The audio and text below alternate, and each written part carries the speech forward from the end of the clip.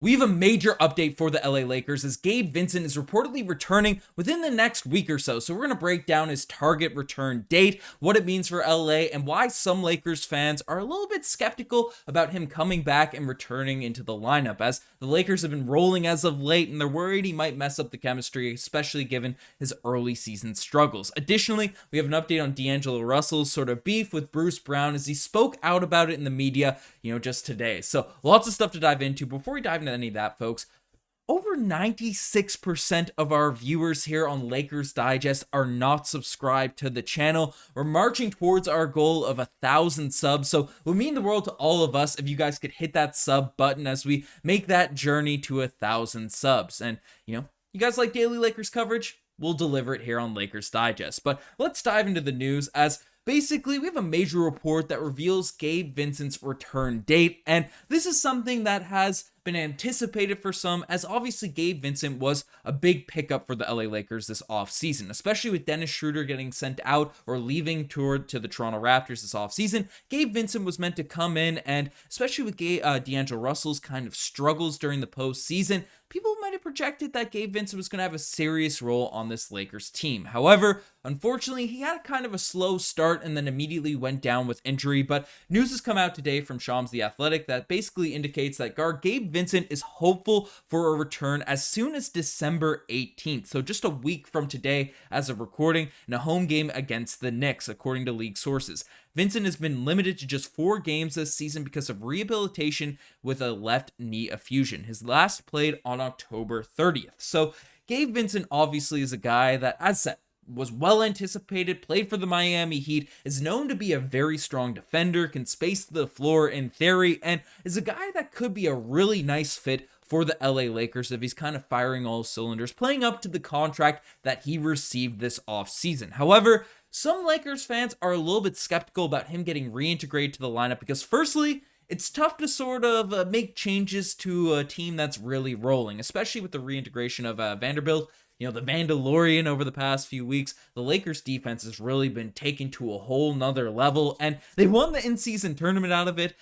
Obviously there's a few teams higher up in the Western Conference standings, but LA's been really rising out there, especially on the back of their defense, and D'Angelo Russell's facilitating and all that type of stuff. But, Gabe Vincent hasn't really had the hottest start to his Lakers career. Extremely small sample size, but averaging only 6 points per game, shooting 39% from the field. But the really glaring stat, the ugly one that's making a few Lakers fans queasy, is the 7% from behind the three-point line. Now, again, he's a guy that's over the course of his career has steadily improved, especially last season for the Miami Heat. Played under guys like Kyle Lowry, Jimmy Butler, knows that playoff pedigree, has shown up in some of the biggest moments, but is a guy that definitely in his first 4 games for LA was struggling. In his 4 games with the LA Lakers, they went 2-2, which again is fairly mid, small sample size and stuff along those lines, but is a guy that if he's going to come back, he's going to need to be a floor spacer to, sub in for guys like D'Lo, to be out there on the court with guys like LeBron, AD. You want your guard to be able to sort of let it fly from the three-point line, create for his teammates. But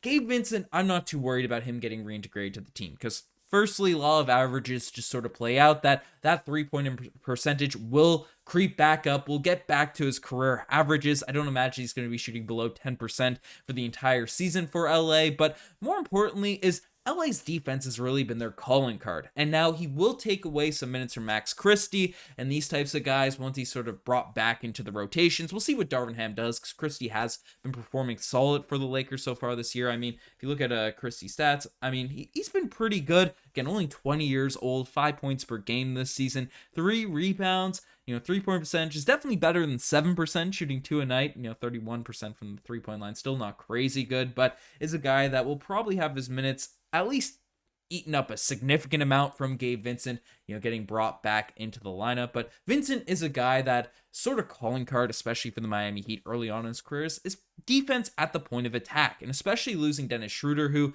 again, hustled a lot, getting to the players' ball space as the sixth man for the Lakers last year, starting when the playoffs sort of came around last season. There's hope that Gabe Vincent can sort of pick up that slack and really carry the backcourt defense for the LA Lakers. And another sort of impact that he could have on the team, especially with Austin Reaves playing a lot of minutes with the bench units and things like that.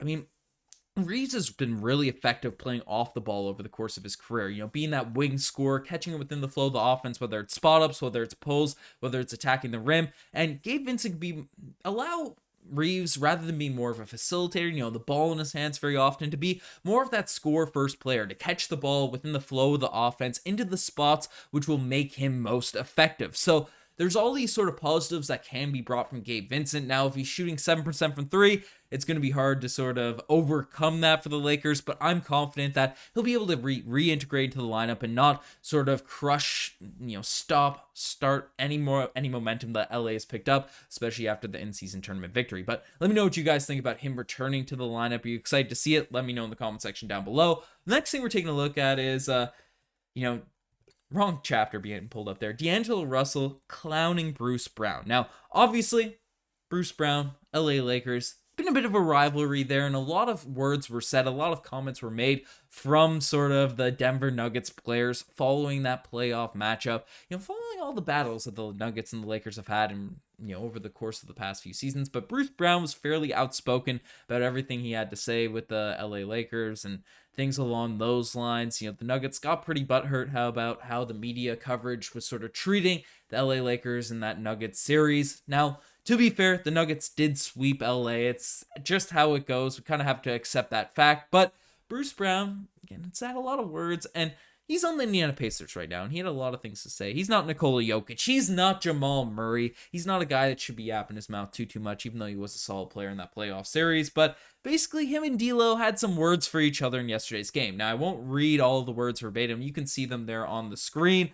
But definitely a back and forth that was going down through a bit of leaked footage. You can find it on Twitter, you can find it on X, wherever the heck you find your stuff. But you can see definitely some interesting back and forth. And the funniest one is come back and shoot them out of the game. And then following that point, I believe Bruce Brown only hit 2 shots, went like 2 of 7 or 2 of 9 from the field. So, fun little back and forth there from D'Angelo Russell and Bruce Brown. And then D'Angelo Russell had some comments regarding the interaction following this game, as he basically came out and said that he was talking smack all last year. And yeah, when you're talking that smack all year, for me, it was just showing it with my play. I don't have anything to say to him. I'm a fan of him, to be honest. And Russell told the Times that this was all on the court. Got something to say? Show me on the court. Nikola Jokic isn't there next to you today, so it's very different. Now, Bruce Brown obviously got a big contract for the Pacers. The Pacers have been exceeding expectations this season, but there's no doubt about it. Nikola Jokic is not there to back up Bruce Brown. And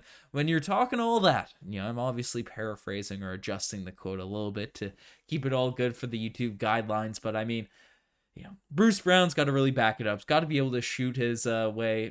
Getting paid that big contract with Indiana, obviously is not a guy that's a high volume shooter by any means. But, if he's going to be talking like that, especially to a guy that like D'Lo, who's been an all-star in the NBA and all that type of stuff, the lead guard for the LA Lakers, you got to back it up, as D'Lo was kind of saying. So I like the friendly banter. I like the back and forth. I like all that stuff there for between Bruce Brown and D'Angelo Russell.